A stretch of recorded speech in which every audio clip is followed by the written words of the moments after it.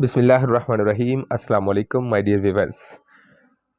आज हम बात करेंगे सर फ्रांसिस बेकन के ऊपर। इनका इंट्रोडक्शन पढ़ेंगे। फ्रांसिस बेकन कौन थे, कब पैदा हुए, उनके वालिद क्या करते थे, इन्होंने कहाँ से तालीम हासिल की और कौन सी जॉब की। लेकिन स्टार्ट में आपको एक चीज़ बता दूं कि इसको दुनिया का ज़हीन तरीन इंसान भी कहा जाता है, कमीना तरीन इंसान भी कहा जाता है। He is the meanest brightest and wisest of the Mankind. ये बन्नो इंसान का कमीना तरीन शख्स भी है, जहीन तरीन भी है और अक्लमंद तरीन भी है। फ्रांसिस बेकन निशात सानिया, जिसे हम रेनेसेंस एज कहते हैं, उसका ये रिप्रेजेंटेटिव है। जिस तरह हम इंग्लिश पोइट्री में जेफरी चौसर को फादर ऑफ इंग्लिश पोइट्री कहते हैं, इस तरह हम फ्रांसिस बेकन को फादर ऑफ इंग्लिश प्रोज भी कहते हैं। फ़लसफ़े और अदब दोनों में इसको वो मुकाम हासिल है कि इसका शुमार दुनिया की अजीम तरीन हस्तियों में होता है। अगर बात करें फ्रांसिस बेकन कब पैदा हुए थे जनाब, ये 1561 में पैदा हुए थे। इसके जो वालिद थे वो मलका एलिज़ाबेथ के लॉर्ड कीपर थे। बचपन ही से ये बड़ा संजीदा आदमी था।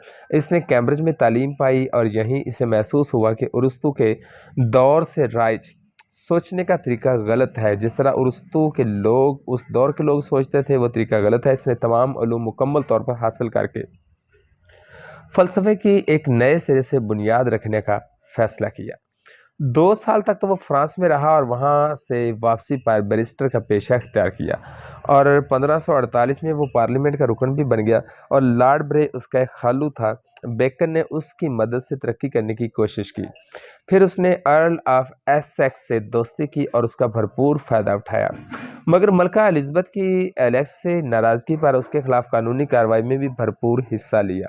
उसकी ये हरकत हमेशा उसके किरदार पर एक बदनुमा दाग है, जिसकी वजह से इसे मीनेस्ट ऑफ द मैनकाइंड भी कहा जाता है कि उस दोस्त की मदद से इसने एक अच्छी पोजीशन हासिल की थी हुकूमत में, और जब उसके खिलाफ कोई कार्रवाई की गई, जब उससे कोई गलती सरजद हुई तो फैसला इसके हाथ में था, तो इसने इसका भरपूर फ़ायदा उठाया, अपने आप को शोहरत की बुलंदियों पर ले गया और उसकी वजह से इसको मीनेस्ट भी कहा जाता है। और यही चीज़ इसको प्रोमिनेंट करती है। इसे ओहदे में तरक्की के बड़े मौके मिले, लेकिन 1603 में इसे सर का खिताब भी मिल गया और 1607 में वो सोलिसिटर जनरल और 1613 में अटॉर्नी जनरल भी बन गया।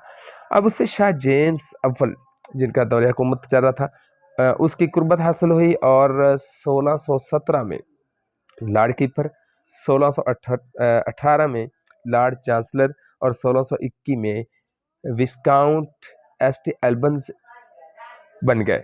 इसी साल वो रिश्वत लेने के इल्ज़ाम में भी पकड़ा गया और इसको सज़ा होगी और 1606 में उसने एक रईस बेवा से शादी कर ली, मगर इसकी अज़दवाजी ज़िंदगी नहायत तकलीफ़ दे थी। वो अपना ज़्यादा वक़्त इल्म हासिल करने और तसनीफ़ व तालीफ़ में गुजारता था। पेशे के लिहाज से जनाब हम इसको वकील भी कहेंगे, बैरिस्टर भी कहेंगे, बहुत सारे इसके पेशे चल रहे हैं, लेकिन इसका किरदार बड़ा अजीबोगरीब था। एक तरफ वो बड़े आला ज़हनी दर्जे पर नज़र आता है और दूसरी तरफ बड़े पस्त अखलाकी दर्जे पर भी। उसको पोप ने सबसे ज़्यादा अक्लमंद, सबसे ज़्यादा शानदार और सबसे ज़्यादा कमीना इंसान कहा है। ज़हनी एतबार से देखा जाए तो उससे ज़्यादा अजीम हस्ती शायद ही हो। उसने फ़लसफ़े में इनकलाब पैदा कर दिया है और इंडक्शन के तरीके का मौजूद भी यही है। फ्रांसिस बेकन ने आज जितना भी साइंसी इल्म हमारे पास है, इसकी बुनियाद फ्रांसिस बेकन ने रखी थी। इसने स्कॉलास्टिक निज़ाम को रद्द करते हुए 1620 में अपनी मंतक पेश की और उसने जो लातीनी में नोवम ऑर्गेनम लिखी थी, ये फ़लसफ़े का एक अजीम शाहकार साबित हुई। बेकन इल्म और इल्म हासिल करने के तरीके में इनकलाब लाया। वो साइंस और साइंसी तरीके का मौजूद है। इसके तरीके को 50 साल के अंदर तमाम यूरोप ने मान लिया था और आज तमाम उलूम, जिसमें साइंस भी शामिल है, लिटरेचर अदब भी शामिल है, इसी तरीके की पैरवी कर रहे हैं। फ़लसफ़े की तारीख़ में इसकी बड़ी अहमियत है। इसकी अंग्रेज़ी तसानीफ़ 4 हैं और चारों नस्र के मुख्तलिफ़ असनाफ़ की संग बुनियाद हैं। इनमें से पहली एसेज है, जिसने इसने कुछ मज़ामीन लिखे हैं, जैसे ऑफ ट्रुथ है, ऑफ स्टडी है, ऑफ रिवेंज है, सो ऑन, और एडवांसमेंट ऑफ लर्निंग है। علمی اور فلسفیانہ مقالات کے ہسٹری آف ہنری سیونتھ لکھی ہے اس نے۔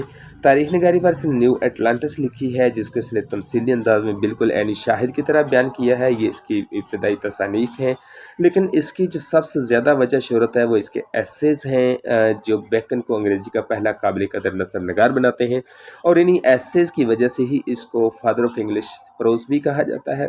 یہ مضامین دنیا میں کامیابی کا راز بتاتے ہیں، نہ صرف راز بتاتے ہیں بلکہ راہیں بھی دکھاتے ہیں، اور اس طرح انسان کی سماجی زندگی کے لیے انسان کو تیار بھی کرتے ہیں۔ بیکن برف باری میں ایک کبوتر کے گوشت پر تجربہ کر رہا تھا، سخت سردی کی وجہ سے اس کو نمونیا ہو گیا اور نمونیا میں مبتلا ہو کر وہ وفات پا گیا 1626 میں۔ ڈیئر ویورز، آج کے لیکچر میں ہم نے بات کی فرانسس بیکن کے حالات زندگی پر۔ اس نے تعلیم کہاں سے حاصل کی، ساری عمر کیا کرتا رہا، اس کی تصانیف کون سی ہیں، اس کا شغل کیا رہا ہے، اس کی وفات کیسے ہوئی۔ آنے والے لیکچر میں ہم ڈسکس کریں گے اس کے امپورٹنٹ ایسیز جو اس کی وجہ شہرت بنے۔ تب تک لیے اپنا بہت سا خیال رکھیے گا۔ Have a nice day. اللہ حافظ۔